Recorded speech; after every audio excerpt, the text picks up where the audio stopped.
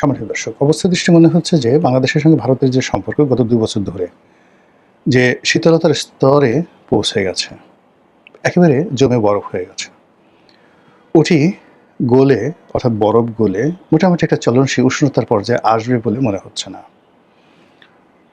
ভারত বাংলাদেশকে কিভাবে দেখছে, এটি নিয়ে গত ২ বছরে নানা রকম প্রোপাগান্ডা চলছে।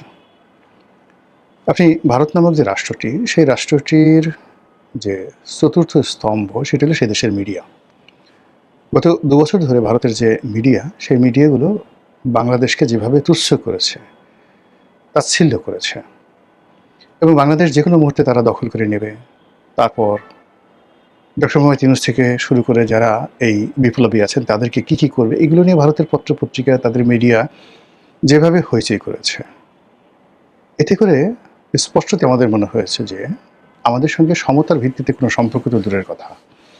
শেখ হাসিনার জমানাতে যে অধীনতামূলক একটা মিত্রতা ছিল, সেই মিত্রতাটাও ভারত আসলে শুরু করতে চাচ্ছে না। এই গেল এক। ২ নম্বর হলো যে আওয়ামী লীগ সরকারের পতনের পর বাংলাদেশে একটা প্রবল ভারত বিরোধী জনমত দাঁড়িয়ে গিয়েছিল। বিভিন্ন সামাজিক মাধ্যমে যারা সোশ্যাল ইনফ্লুয়েন্সার আছে তাদের ক্রমাগত প্রচার এবং প্রোপাগান্ডার ফলে আমাদের মনে হতো, বা এখন অনেকের মনে হচ্ছে, যে আমাদের দেশটাকে রীতিমতো ভারত ফোকলা করে দিয়েছে। বাংলাদেশে একজন দুজন নয়, কোটি কোটি মানুষ, জামাতপন্থী যারা মানুষ, তারা মনে করে আমাদের যে স্বাধীনতার সূত্রটা, স্বাধীনতার শুরুটা, এটা ৪৭ থেকে শুরু হয়েছে। তারা ১৯৭১ সনের যে মহান মুক্তিযুদ্ধ, এই মুক্তিযুদ্ধকে আসলে সম্মানের সাথে স্বীকার করতে চায় না। তারা যেটা বলে যে আমরা এটা পেয়ে গেছি, কিন্তু এতে আমাদের অনেক ক্ষতি হয়েছে। আর যদি পাকিস্তানের সঙ্গে আমরা একীভূত থাকতাম, এই দুটো বৃহৎ মুসলিম জনগোষ্ঠী মিলে আমাদের এখন প্রায় ৪০ কোটি আমরা থাকতাম এবং আমরা এখন পাকিস্তানের সঙ্গে থাকলে একটি পরমাণু শক্তিধর দেশে পরিণত হতাম। তো সেখানে আসলে ভারত চক্রান্ত করে আমাদেরকে আলাদা করে দিয়েছে এবং একটা অনাহত যুদ্ধ আমাদের ঘাড়ের উপর চাপিয়ে দিয়ে আমাদের এই সেন্ট্রাল ট্রেজারি থেকে তারা টাকা পয়সা লুট করেছে। তারপর আমাদের অস্ত্রশস্ত্র নিয়ে গেছে এবং এটাকে একটা তাবেদার রাষ্ট্র বানানোর জন্য, পরকীয় রাষ্ট্র বানানোর জন্য ভারত চেষ্টা করছে। এবং এই যে প্রচার এবং প্রোপাগান্ডা, এটা আগে গোপনে গোপনে হতো, কিন্তু গত ২ বছর ধরে এটা একেবারে প্রকাশ্যে নির্লজ্জভাবে এই জিনিসটা করা হচ্ছে। ফলে কি হলো, হাজার হাজার ভারতীয় সৈন্য কিন্তু ১৯৭১ সনে মহান মুক্তিযুদ্ধে তারা শহীদ হয়েছেন বা নিহত হয়েছেন। আমাদের মুক্তিযোদ্ধাদের যে বিরাট অবদান, ২ লক্ষ মা বোনের ইজ্জত, ৩০ লক্ষ মানুষের আত্মাহুতি এবং ৯ মাসের সশস্ত্র সংগ্রাম, এর সাথে যারা জড়িত তাদের সবারই অন্তরাত্মা কাঁপছে, ক্ষোভে বিক্ষুব্ধ হয়ে পড়ছে গত ২ বছর ধরে। এবং এর ফলে কি হলো, এই গত ২ বছরে যেভাবে ভারত বিরোধী একটা ন্যারেটিভ এক পক্ষ তৈরি করার চেষ্টা করছিল, ঠিক একইভাবে আবার জনমত, একটা বিরাট জনমত ভারতের পক্ষে চলে গেছে। এখন মনে করছে লোকজন মনে করছে আমাদের কলকাতা যাওয়া দরকার, আমাদের চিকিৎসার জন্য ভারতের বিকল্প নেই, ভারতের সাথে ব্যবসা বাণিজ্য করতে হবে, ভারতের সাথে শত্রুতা করে আমরা থাকতে পারবো না, ভারত আমাদের কী কী ক্ষতি করেছে, শেখ হাসিনা আমাদেরকে কী কী গোলামির চুক্তিতে আবদ্ধ করেছে, সেই বিষয়গুলো আমাদের জানা দরকার। এগুলো বলে মূলত ভারতকে আবার সামনে আনার চেষ্টা করছে। অন্যদিকে যারা ভারত বিরোধী বক্তব্য দিতেন তাদের কণ্ঠ ধীরে ধীরে থেমে যাচ্ছে। এর কারণ হলো, ইউনূস জমানাতে শেষের দিকে আমেরিকার সঙ্গে যে চুক্তিটা হয়েছে, এটি একটি নির্লজ্জ চুক্তি, এটি একটি দাসত্বের চুক্তি, এটি একটি গোলামের চুক্তি। এটা এখন পাবলিকের মনে রীতিমতো সিমেন্টেড হয়ে গেছে।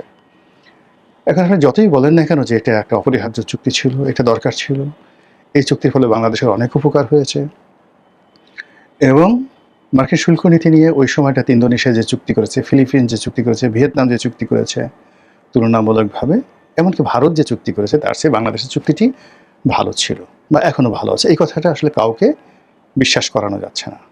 আমেরিকার এই চুক্তি বলার সঙ্গে সঙ্গে যে যার অবস্থান থেকে আসছে প্রতিবাদ জানাচ্ছে, আর তাদের হাতের কাছে যা কিছু আছে, যারা এই চুক্তির পক্ষে কথা বলছে তাদেরকে সেটা দিয়ে তারা ট্রিটমেন্ট দিতে চাচ্ছে। কার হাতে যদি জুতা থাকে, কার হাতে যদি ঝাড়ু থাকে, কার হাতে যদি অন্য কিছু না থাকে, তাহলে যারা এই কথা বলছে তাদের নাক ধরে টানতে চাচ্ছে, কান ধরে মলে দিতে চাচ্ছে, তারপর শেষে গুদগুদি পেটের মধ্যে একটু সুশ্রয় দিতে চাচ্ছে, ঠাট্টা করতেছে, মস্করা চলতেছে, ওরে আমার আমেরিকান দালাল রে, ওরে আমার আমেরিকান দালাল রে, এই ধরনের কথাবার্তা বলতে চাচ্ছে। ফলে এই যে আমেরিকা বিরোধী একটা জনমত তৈরি হয়েছে, এই জনমতটা ভারত বিরোধী জনমতের চাইতে এখন আরও বেশি প্রবল আকার ধারণ করেছে। ফলে নতুন যে সরকার, সেই নতুন সরকার মূলত এই মুহূর্তে চীন ছাড়া অন্য কোনো নিরাপদ কোনো দেশ পাচ্ছে না যার সঙ্গে বন্ধুত্ব করা যায়।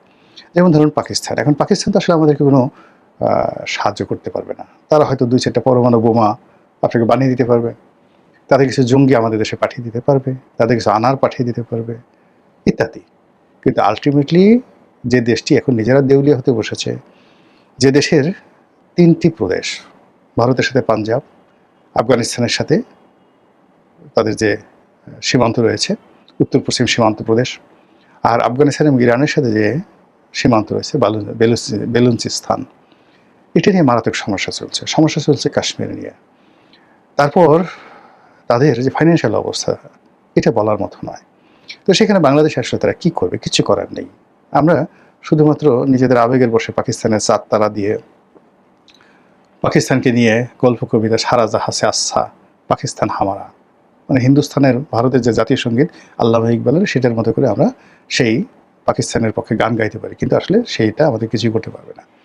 অন্যদিকে আমেরিকার সাথে যে বন্ধুত্ব, আমেরিকা এবং আমেরিকার যারা সাইডলাইনে অন্য যে সকল রাষ্ট্র রয়েছে, যেমন জাপানের সাথে কিন্তু আমাদের সম্পর্কটা ভালো না হয়ে আরও এই জমানাতে, ইনুস জমানা থেকে এই পর্যন্ত সম্পর্ক আরও খারাপ হয়ে গেছে।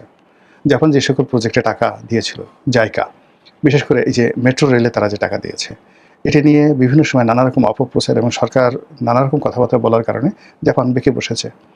তারা এখন মেট্রো রেলে টাকা দিতে চাচ্ছে না। এদিকে আমাদের যে সেই জাপানি অর্থায়নে যেটা হয়েছে বিমানবন্দরের 3rd টার্মিনাল, সেই 3rd টার্মিনাল নিয়ে নানা রকম অপপ্রচার করার ফলে জাপান এখানে বিক্ষুব্ধ হয়ে গেছে।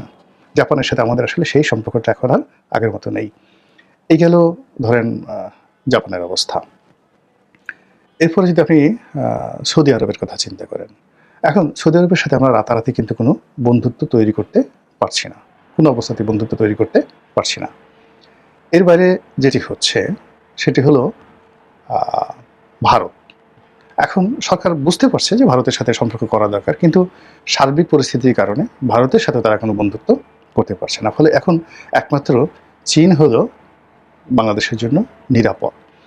কিন্তু চীন তো আসলে যে লজিস্টিক সাপোর্টগুলো আমাদের দরকার এই মুহূর্তে, আমেরিকাকে মোকাবেলা করার জন্য, ভারতকে মোকাবেলা করার জন্য যে ধরনের লজিস্টিক সাপোর্ট দরকার, সেই লজিস্টিক সাপোর্ট আমরা চীন থেকে পাবো না। আমরা তাদের কাছ থেকে ফাইন্যান্সিয়াল এইড পাবো, প্রজেক্ট পাবো, কিন্তু আমাদের পলিটিক্যাল যে শেল্টার দরকার, তারপর আমাদের যে মিলিটারি শেল্টার দরকার, ভারতের কূটনীতিকে মোকাবেলা করার জন্য যা কিছু দরকার, সেটা আমরা পাচ্ছি না। অন্যদিকে ভারতের যারা কর্তা ব্যক্তি রয়েছেন, তারা বাংলাদেশের যে বিষয়গুলো কতটা সিরিয়াসলি দেখেছেন, যে বাংলাদেশে তারা একজন রাষ্ট্রদূত পাঠিয়েছেন, জনাব দীনেশ ত্রিবেদী। তো এই যে জনাব দীনেশ ত্রিবেদী, তিনি আসছেন কিন্তু কোনো সুবিধা করতে পারছেন না। একজন ভারতের পূর্ণ মন্ত্রীর পদমর্যাদা সম্পন্ন সিনিয়র একজন ডিপ্লোম্যাট, ওনার কথাবার্তা হাঁটাচলা দেখলে আপনি বুঝতে পারবেন তার আভিজাত্যটা কোন পর্যায়ে। ওই পর্যায়ের কোনো রাষ্ট্রদূত বাংলাদেশে কোনো দেশ থেকে কখনো আসেননি। আর তার মতো এরকম একজন প্রাজ্ঞ, একজন সিজেন্ট পলিটিশিয়ান আমাদের দেশেও আমি আসলে দ্বিতীয় দেখি না। অথচ এই মানুষটি বাংলাদেশে এসে উঠতে বসতে, অর্থাৎ ড্যান ডাব্লিউ মজিনা যেভাবে শেখ হাসিনার জামানাতে লাঞ্ছিত হতেন, তিনিও অলমোস্ট ঠিক সেইভাবে ওনার একেবারে প্রথম দিন থেকে তিনি লাঞ্ছিত হচ্ছেন। তিনি যেদিন বাংলাদেশে ঢুকলেন, কি একটা কথা বললেন, সেটা নিয়ে অনেক দিন ট্রল হলো বাংলাদেশে, সেই বেনাপোলে তিনি কথা বলেন। এরপর বাংলাদেশে অনেক দিন তিনি বসে থাকলেন, তারপর তিনি রাষ্ট্রপতির কাছে তার পরিচয়পত্র দিলেন, তারপরে পররাষ্ট্রমন্ত্রীর সাথে দেখা করার জন্য তাকে 1 মাস বসে থাকতে হলো। এরপর পররাষ্ট্র উপদেষ্টার সাথে তিনি যখন দেখা করতে এলেন, তাকে যেভাবে বসানো হলো, তার অপোজিটে যেভাবে প্রতিমন্ত্রীর পদমর্যাদার পররাষ্ট্রমন্ত্রী মানে উপদেষ্টা যেভাবে বসলেন, আর পূর্ণমন্ত্রীর মর্যাদায় দীনেশ ত্রিবেদীর মতো একজন পিতৃসম মানুষকে যেভাবে একটা ডবল সোফাতে বসিয়ে তাকে একেবারে কাছুমাছু করতে বাধ্য করা হলো, ইটস এ ব্যাড সিগন্যাল। অর্থাৎ ভারতের সঙ্গে বাংলাদেশ নতুন কোনো সম্পর্কে এই মুহূর্তে জড়াচ্ছে না। এদিকে জনাব নরেন্দ্র মোদী প্রথমে তারেক রহমান সাহেব তার পরিবারকে কংগ্রাচুলেট জানাচ্ছিলেন, তাকে ভারত ভ্রমণে আমন্ত্রণ জানিয়েছিলেন, কিন্তু পরবর্তীতে কী কারণে হলো সেখানে টানাপোড়েন তৈরি হলো। আবার এখন জনাব তারেক রহমান সাহেবকে সেখানে একটি সম্মেলনে অংশগ্রহণ করার জন্য তিনি দাওয়াত দিয়েছেন। তিনি আদৌ যাবেন কিনা, অর্থাৎ তারেক রহমান সাহেব আদৌ যাবেন কিনা এটা এখনো নিশ্চিত না। নানা রকম অপপ্রচার চলছে। কেউ বলছে যে তারেক রহমান সাহেবকে ভারত যে চিঠি দিয়েছে সেখানে তিনি যে গণপ্রজাতন্ত্রী বাংলাদেশ সরকারের প্রধানমন্ত্রী এই কথাটা উল্লেখ করেননি। বাংলাদেশকে অপমান করা হচ্ছে, তারেক রহমান সাহেবকে অপমান করা হচ্ছে, এবং তাকে যদি কৌশলে দিল্লিতে নিতে পারে তাহলে সেখানে তার ঘাড়ের উপর শেখ হাসিনাকে চাপিয়ে দেওয়া হবে, আওয়ামী লীগকে চাপিয়ে দেওয়া হবে, অথবা তাকে এমন কূটনীতির ফাঁদে ফেলা হবে যে ওখান থেকে তিনি অপমানিত লাঞ্ছিত না হয়ে ফিরে আসতে পারবেন না। তো এই কারণে যারা তারেক রহমান সাহেবের শুভানুধ্যায়ী অনেকে বলছেন যে না, তার সেখানে যাওয়া ঠিক হবে না, তিনি তার চেয়ে বরং জাতিসংঘ অধিবেশনে যাবেন, সেখানে তিনি 10 দিন থাকবেন, সেখানে আমেরিকার সাথে সম্পর্ক স্থাপন করবেন আরও ভালো করে। সেটা হলো যে বাঘের লেজ হয়ে থাকাও ভালো। বাঘের লেজ হয়ে থাকা বলে আমেরিকার সাথে সম্পর্ক থাকলে আমেরিকা যদি তারেক রহমান সাহেবকে ওন করে, বাংলাদেশকে ওন করে, তাহলে অনেক কিছু হতে পারে। তো সেই দিক থেকে আপনি যদি এখন চিন্তা করেন তাহলে আপনি বুঝতে পারবেন যে বাংলাদেশের যে কূটনীতি, বাংলাদেশের যে পররাষ্ট্রনীতি এই মুহূর্তে অতীতের যে কোনো সময়ের চাইতে জটিল হয়ে পড়েছে। আর এই সরকার, বর্তমান সরকার গত 6 মাস ধরে সে তার যে ডিপ্লোম্যাটিক যে একটা গোল, সেই গোলটা এখনও নির্ধারণ করতে পারেনি। হয়তো নিজেদের দুর্বলতা আছে অথবা বৈশ্বিক পরিস্থিতি